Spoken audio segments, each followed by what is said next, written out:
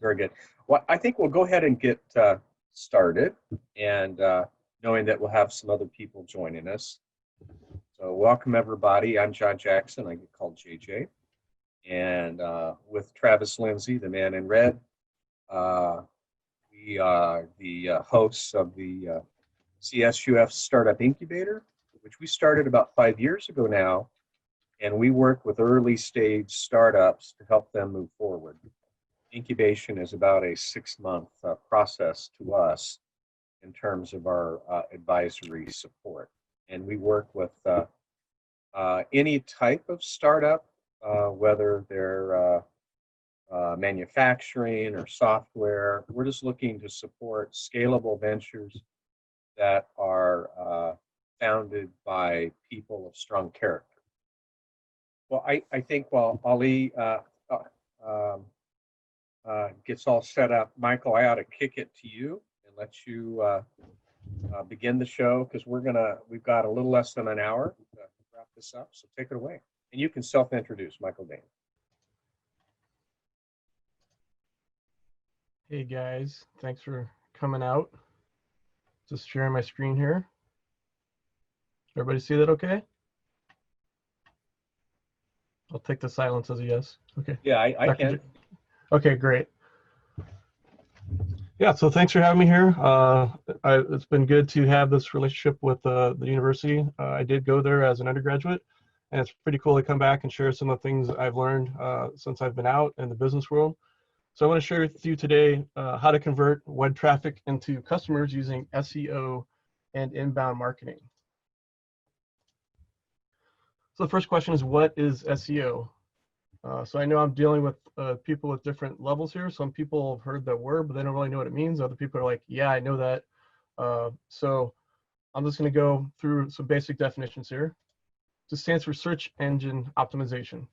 So it's just making sure that you're going to show up on the search engine results page, or SERP, when people search for keywords. And obviously, the higher you show up on the page, the better. So we've all seen this if we use a computer and use Google. It's just a search engine results page, or people call them SERP for short. So again, just a quick definition. There is a difference, although people tend to lump them together, between SEO and SEM. SEO is earned by your reputation. So what kind of things you have on your website. It's also called organic. Social media can help with that. And it's based on really the content you have on your site, and the inbound links coming into your site really affect your SEO. Then SEM is it's paid. So we've got earned and we've got paid. It's essentially you're buying ads, you're buying banner ads, you're paying for the results on those pages. So to see that in action, we could see the gray area, that's SEM, that's a paid ad for the search term. And all the shaded pink areas, that's me, that is earned by me through my SEO efforts. So we talked about keywords. What are keywords?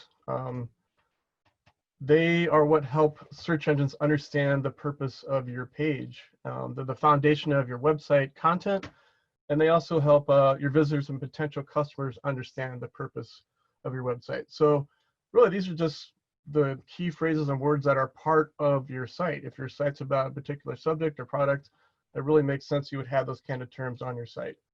So the way it works, your website has keywords on it.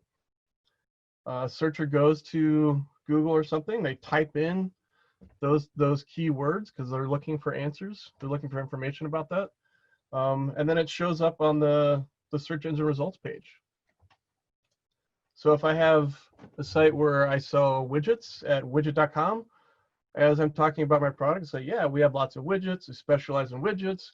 We meet all of your widget needs. So when someone's doing a keyword search, they're going to type in, what are the best widgets, Google? And then Google's going to say, well, this site over here has a lot of information about widgets. I'm going to rank them #1. So that's essentially how SEO works. So this is a real life example. My family owns an Italian restaurant. And we can see this is for a previous month. Over 15,000 people found the restaurant online through keyword searching. So they typed these words into their search engines. And it's kind of cool. It actually tells you what they typed in. 379 people typed in restaurant. or Italian food near me, or Italian restaurants. A few hundred people type those in. So that's how SEO works and the keywords on your site, why they're relevant.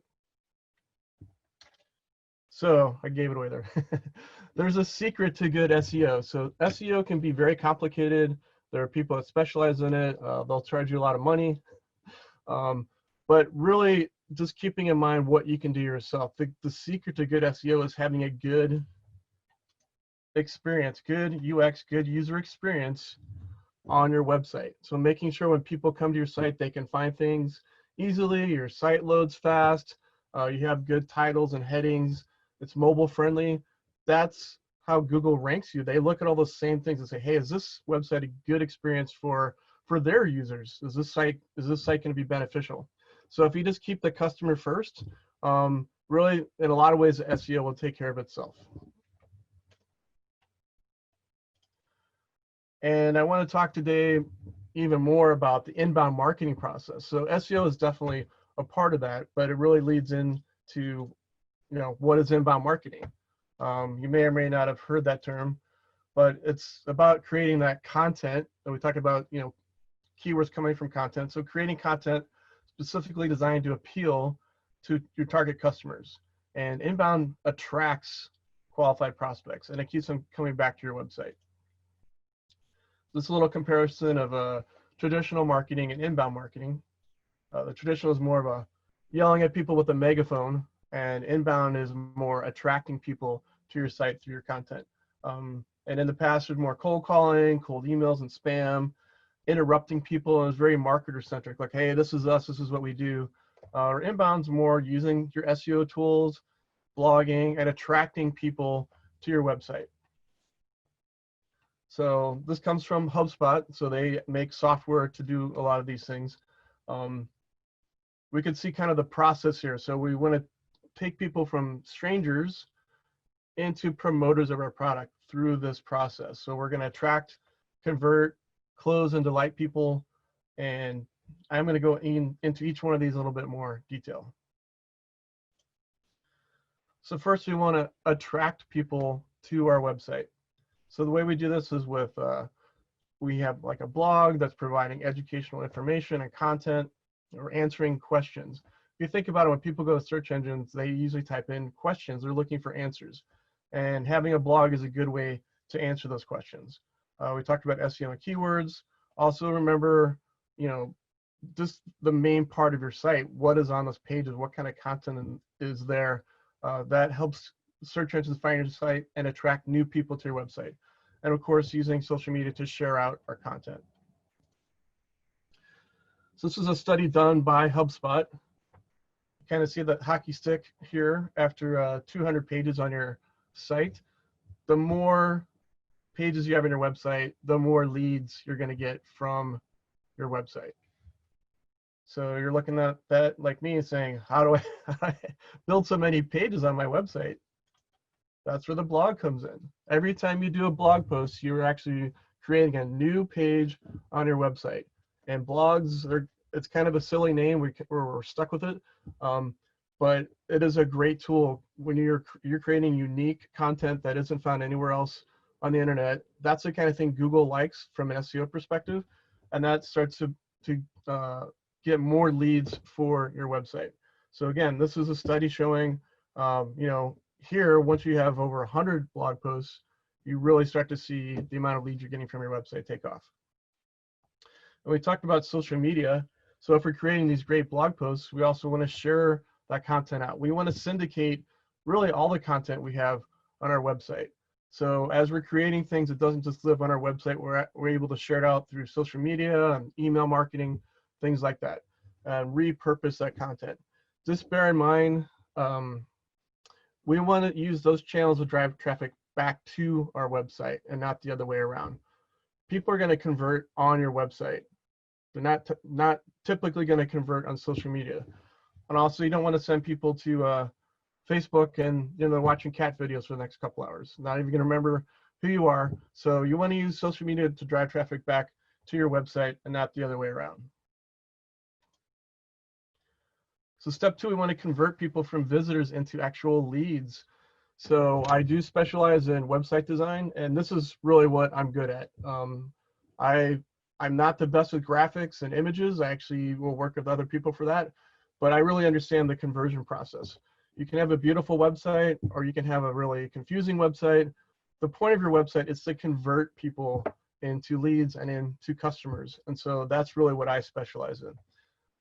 And the way we do that on our site is through having good forms. Just remember, when you have a form for people to fill out, the more information you ask for, the less people are going to fill it out. So only ask for what you need. I have clients, they want to ask 20 questions on their lead forms. Like, can we just ask for the email? Like, if you need all that information, that's fine for your business. It's going to be different for everybody. But really, especially in that initial contact, only ask for what you need. The more you ask for, the less people fill it out. Make sure that your call to action buttons and information are consistent, and with the color, and that all of your links are very consistent.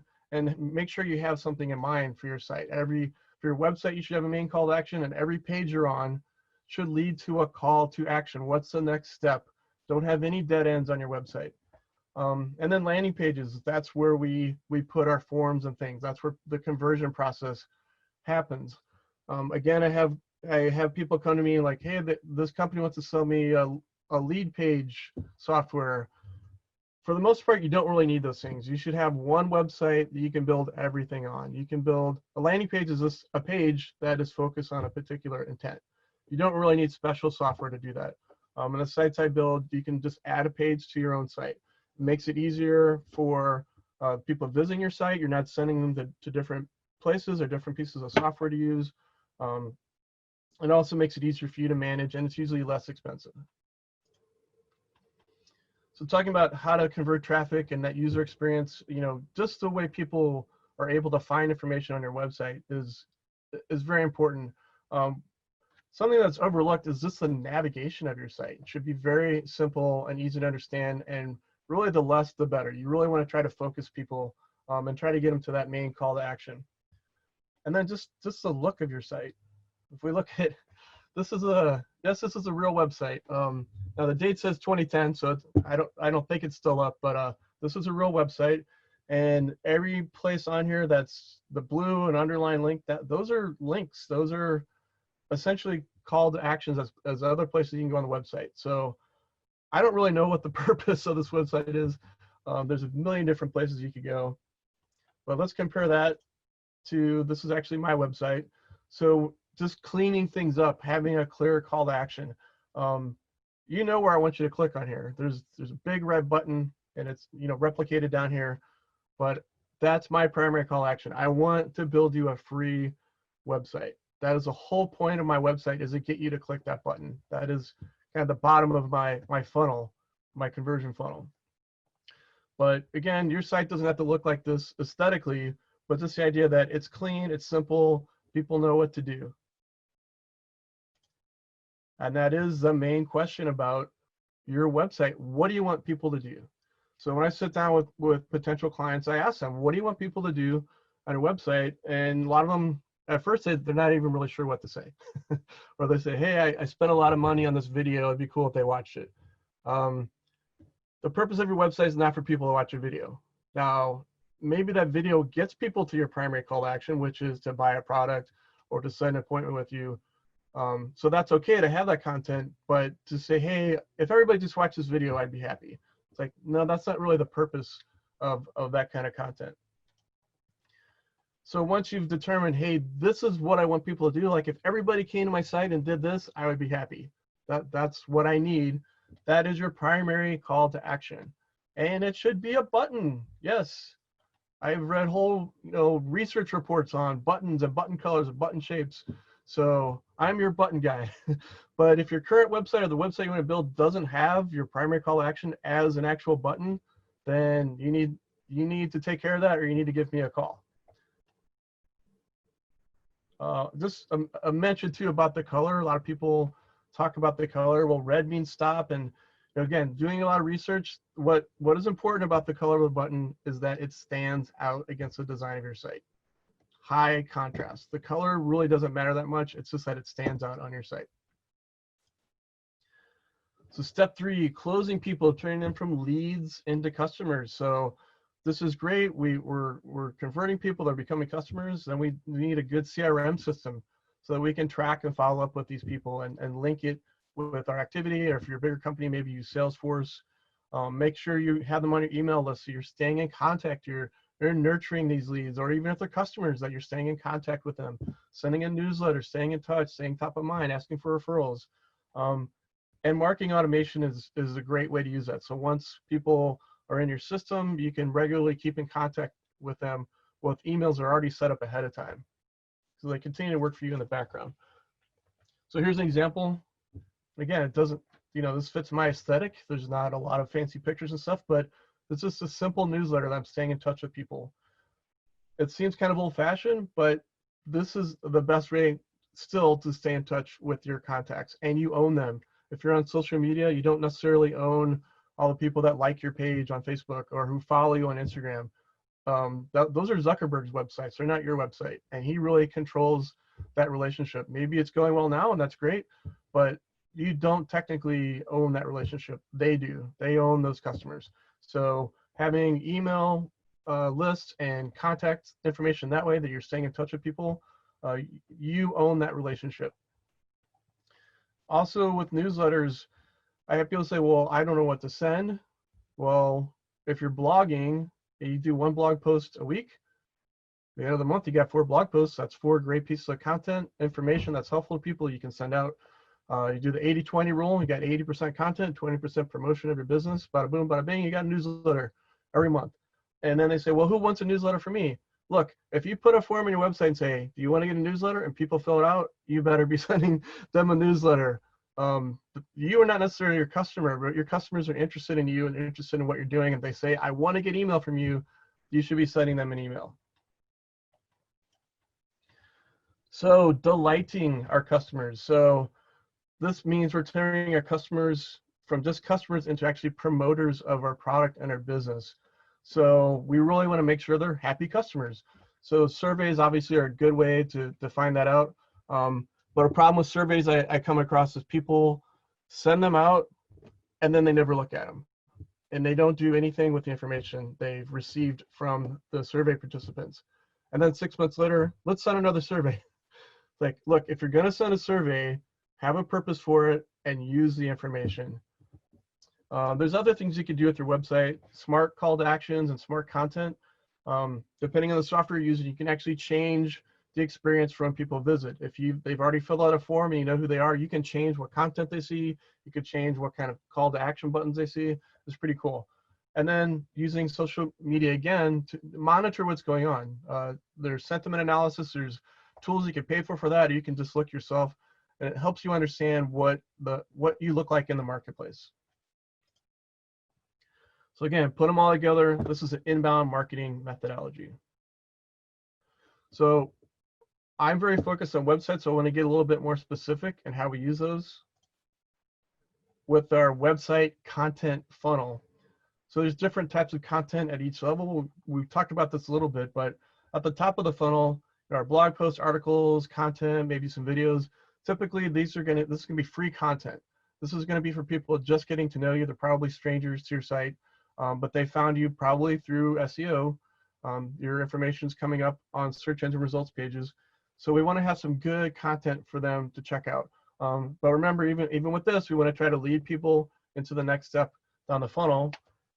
So we also want to have some middle of the funnel content. So this typically is a little bit more substantial, like maybe a book or a guide.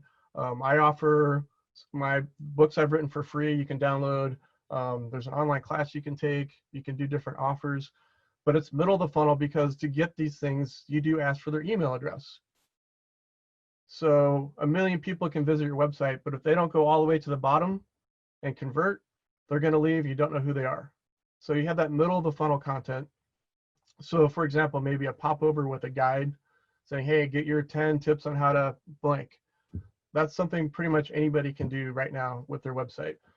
Once you get that email, then you want to nurture those leads with some follow-up email campaigns that reinforce that content and also encourage people to take the next step to the bottom of the funnel, which is your primary call to action. So again, for me, I want you to have me create a website for you.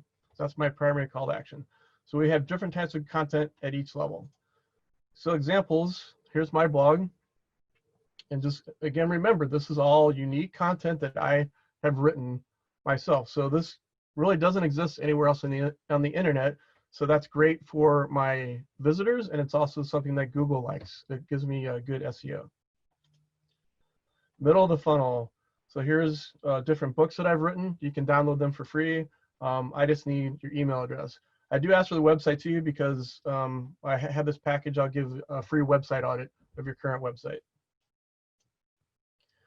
And we talked about having a popover.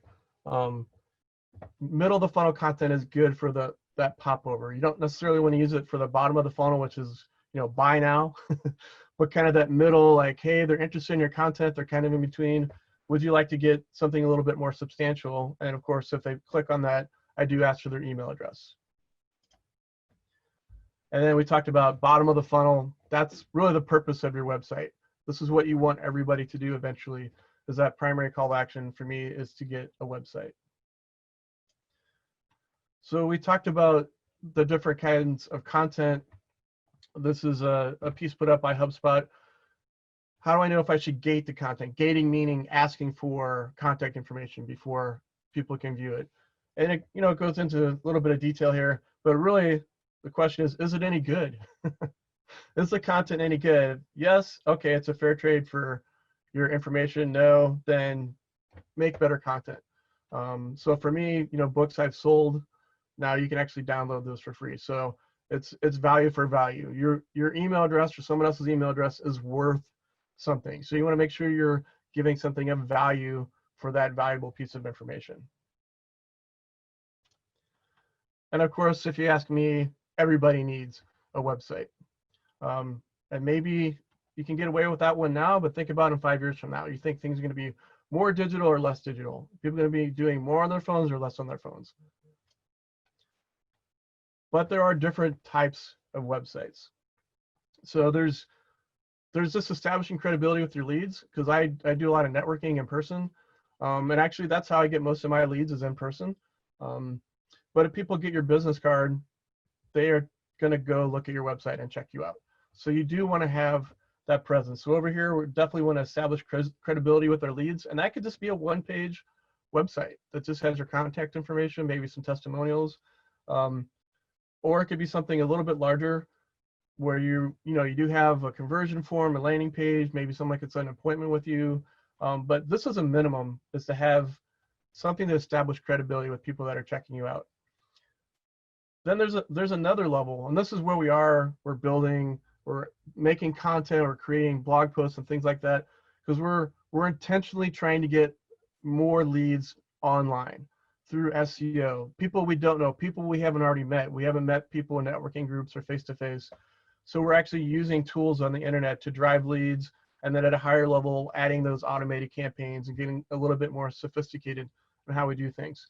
But everybody needs a website, even if it's a basic one, even if it's a one page, to establish credibility with your leads, or if you really want to use it as a tool to find new leads online. And this is why. More than 80% of people look at products or services online before purchasing. So you definitely need a website. It definitely provides a credibility for you. And I looked at the study too. It doesn't mean they're actually going to make the purchase online. A lot of times people go check you out online and they will make the purchase in person. So if you have a retail store, or you provide services like me, a lot of times they're going to contact you directly, but they've looked at your website. So we went through the inbound marketing process and kind of the customer journey, how people go from strangers into customers. Your website is a huge part of converting people from strangers into actual customers for you. So the way I do websites, I actually build them for free. So obviously there's a catch where I get paid. Well, I'm not crazy. So I do charge a monthly maintenance package. So once the site is built, I do charge you a monthly fee to maintain it, starting at 99 bucks a month. This is kind of new for me. I did it the typical way of charging people a big fee to build their site. And then I'd say, hey, if you want me to maintain it, I can. So what usually happened with me is I would get that fee up front, and then I wouldn't maintain the site. So the site would slowly deteriorate. So not really good for my reputation, not really good for the client.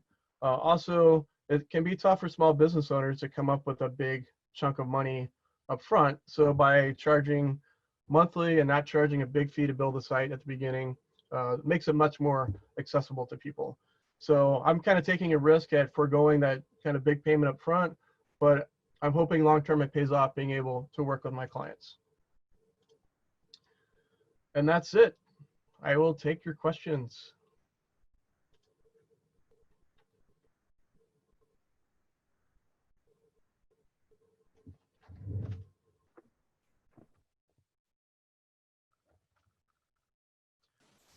So, Hi, Michael. This is Chriselle. Hi, Chriselle. Hi, I just wanted to say thank you because all of this is exactly what I've been looking for, and cool. it's all incredibly helpful. I started social media accounts to kind of help drive inbound business. But what I've been doing is I've been putting in my signature line every social media account instead of kind of doing the reverse where every social media account feeds back to my website. So that's an actionable step that I'm going to take today. Great. I'm glad you found something useful in there. Yeah, social media, what I'm seeing in the market, the trends, it's difficult to get leads from them without buying advertising. I say at a minimum, you should use it. If you're doing blogs and things like that, definitely want to share your content across those networks. It makes sense. That does help your SEO too, because that's getting links back into your site. But it's becoming more and more difficult to actually get leads and conversions just by posting on social media without having some kind of ad platform, like placing ads and things like that. I have an actual question too. Okay. I've heard of services where people will write SEO targeted content, but I've also read articles where it could also work against you because if it's too repetitive, it could put you down. What are your thoughts on that? Yeah, so again, that's where that rule of keeping your visitor in mind first. I've been asked to write keyword stuffed copy that didn't make any sense. Yeah, just think, just read it. Does it sound legitimate? I think just think like a person, because that's what Google's trying to do. They're trying to find stuff that really makes sense. And yes, if it looks like you're trying to stuff keywords or you're just trying to write it for search engines instead of for people, the search engines don't like that. And I think at worst, you probably wouldn't get credit for it. They don't, yeah. So I would stay away from that, but it's definitely okay to work with someone who writes copy. I work with copywriters. But again, if they're good copywriters, they're trying to write content that resonates with people. And when that happens, the search engines like it as well. Yeah, this is JJ. Travis and I are both active bloggers. A couple pieces of advice that I would offer is shorter is better. So if you go back a decade, oftentimes blogs were like articles that could go on for thousands of words. Well, actually, the web visitor today is looking for an answer to a question, and so you keep your blog very short, certainly less than 500 words. I might recommend 250 words or less, and then you make it about one subject. And remember, the goal is to provide value to the reader. So you really don't have to worry about cramming it with keywords, but write like a human, like you're trying to help someone, and that'll be enjoyed, that'll be valued, and that'll be shared, and that's going to help your SEO. Yep, absolutely. There's a debate about long form versus short form, but I have not stayed on top of it the last few years. So thank you, JJ, for that. Appreciate it. Hey, Michael, this is Vinay. I have a question. Do you have any suggestions on how to get backlinks to your blog stories, get other people to share it, and drive more traffic that way? Yeah, so as far as SEO, there's on-site and off-site. So I focus on the on-site, so I'm building your site the right way and encouraging you to have the right content. Um, as far as getting other people to link in, yeah, that's really powerful. And there are people that specialize specifically in that, because you want to get links from the right people and legitimate people.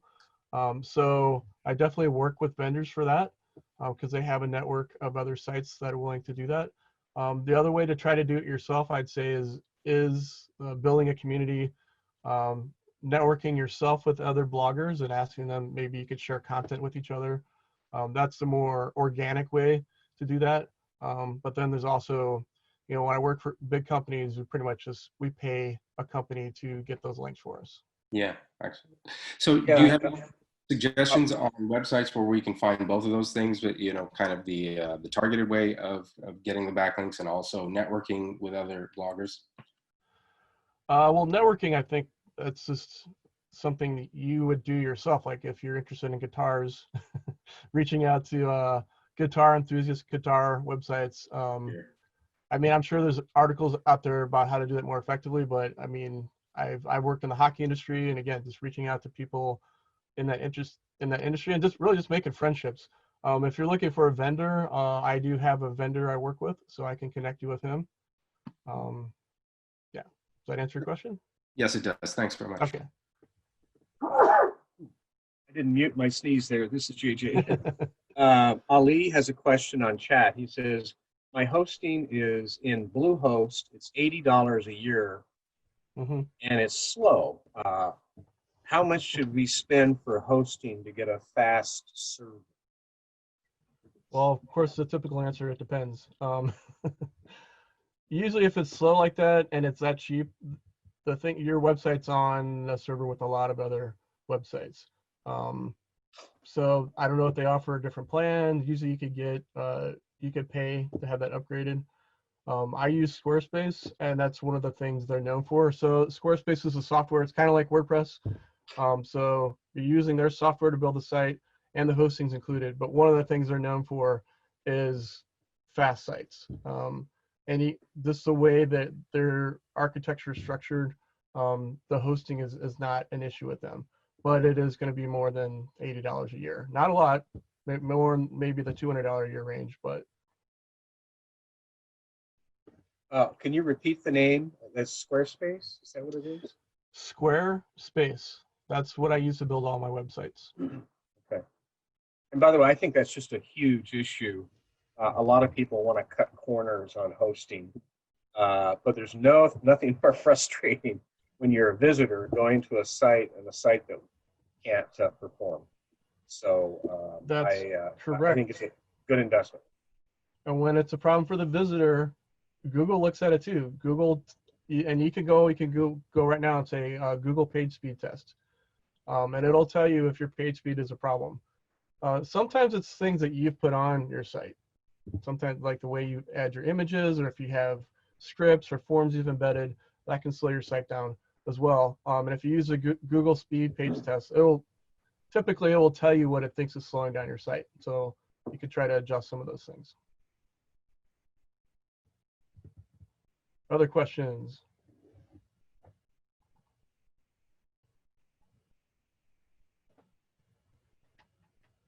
No, we know everything? I think so. So in that case, Michael, I think your final slide says the answer to my question, how do we get a hold of you, right? Yep. And we appreciate, Annie, you've got a question?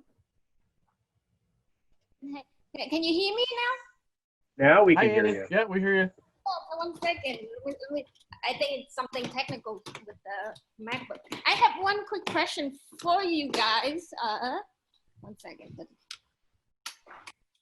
So, can you see me?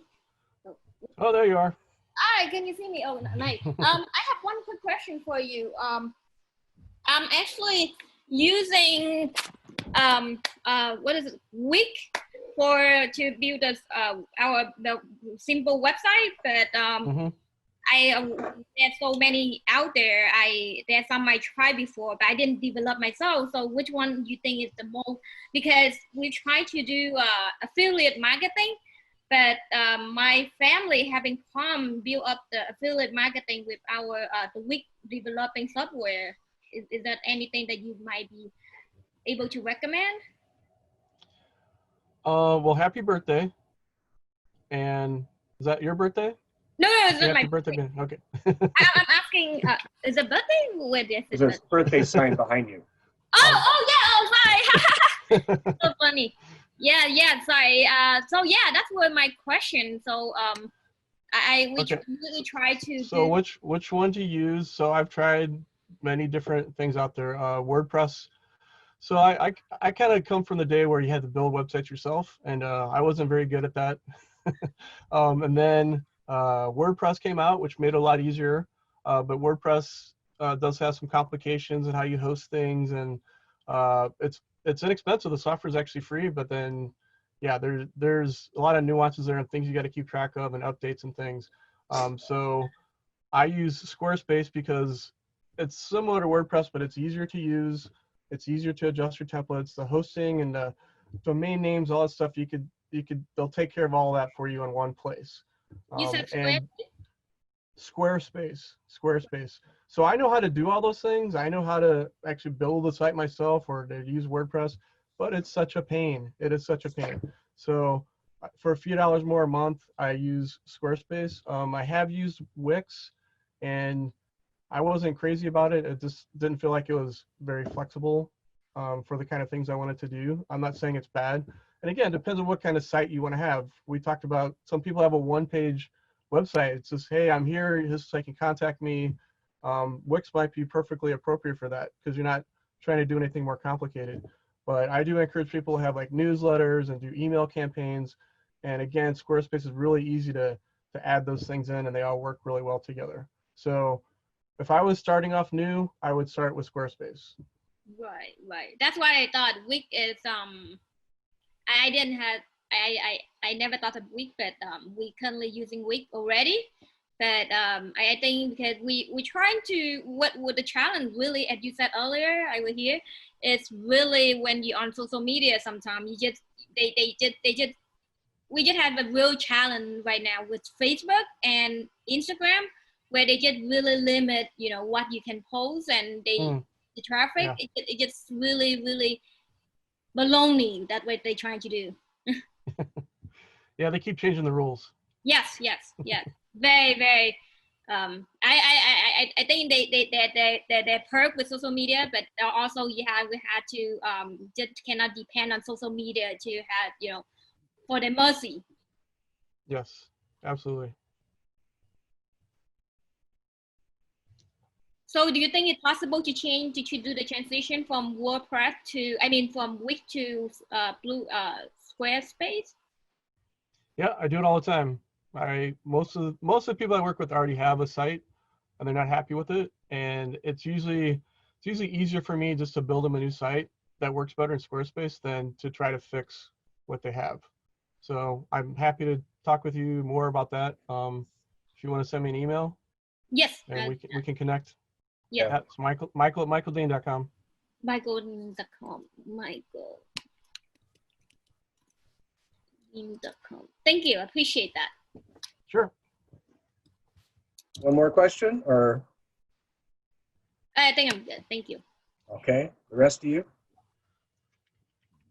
Well, Michael, thank you so much. We're grateful for your support. And if anybody has any questions, go ahead and contact me, jjackson@fullerton.edu. And glad to help you out as well about the incubator or other ways. So, and Michael Daehn, how do you spell that again, Michael? It's German, so it's Daehn.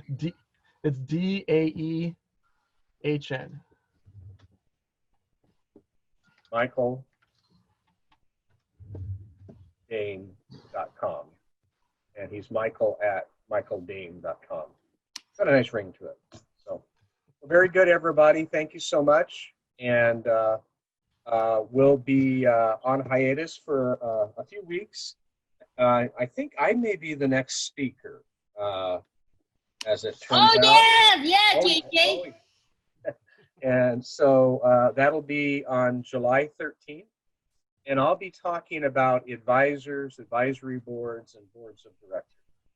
So with that, wish you a safe next couple of weeks and a upcoming July 4th holiday, everybody. Take care. Bye-bye. Awesome. Thanks, guys. All right.